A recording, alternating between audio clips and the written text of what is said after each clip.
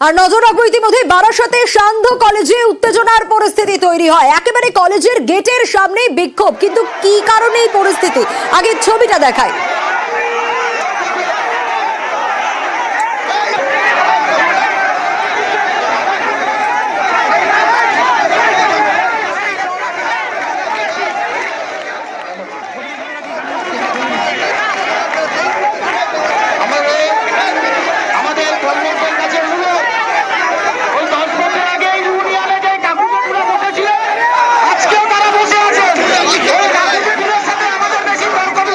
পরিস্থিতি তৈরি হয়, কিন্তু ঘটনার সূত্রপাত কোথা থেকে, কেন এরকম পরিস্থিতি তৈরি হলো, জিয়াউল জানাতে পারবে আরো বিস্তারিত। জিয়াউল, কি অবস্থা, কেন এই পরিস্থিতি তৈরি হলো, সূত্রপাত কোথা থেকে? দেখো, একেবারে সকাল থেকে 11টা থেকে মধ্যম গ্রাম থেকে এসএফআই এর একটি মিছিল এসে বারাসাত ডিএম অফিসে, জেলা শাসকের দপ্তরে, যেখানে একটা বিক্ষোভ কর্মসূচি করার কথা ছিল।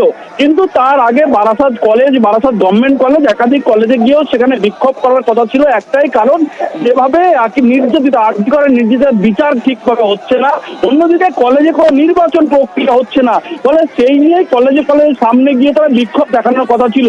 এবং বারাসাত কলেজের সামনে যখন 12 নম্বর জাতীয় সড়ক ধরে যখন কলেজের সামনে এসএফআই কর্মী সমর্থকরা যখন আসেন, স্লোগান দিতে আসেন যে নির্বাচন প্রক্রিয়া করতে হবে, বিভিন্ন কলেজে যে দীর্ঘদিন ধরে নির্বাচন হচ্ছে না, এবং যে আর্জি করার যে ঘটনা, সেই নির্যাতিতের ন্যায় বিচার হচ্ছে না, এরকম একাধিক দাবি নিয়ে তারা কিন্তু কলেজের সামনে তারা বিক্ষোভ কর্মসূচি করছিলেন। সেই সময় কলেজের গেট ভেঙে, কলেজের গেটে লাথি মেরে ভিতরে ঢোকার চেষ্টা করে। অন্যদিকে এই বারাসাত কলেজের মধ্যেই সেই সময় তৃণমূল ছাত্র পরিষদের পক্ষ থেকে একটি বিক্ষোভ কর্মসূচি চলছিল।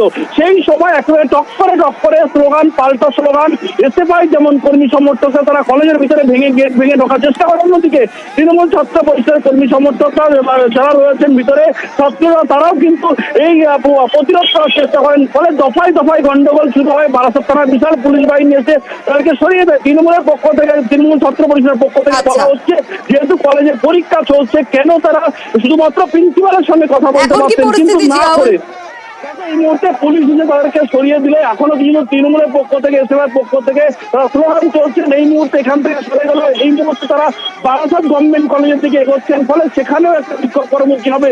ফলে দফায় দফায় উত্তেজনা ঘিরে সরগরম রয়েছেন এই মুহূর্তে বারাসাত শহরের বিভিন্ন এলাকা। ফলে এই মুহূর্তে কিন্তু এসএফআই কর্মী সমর্থকদের সরিয়ে দেওয়া হয়েছে পুলিশের পক্ষ থেকে। বেশ।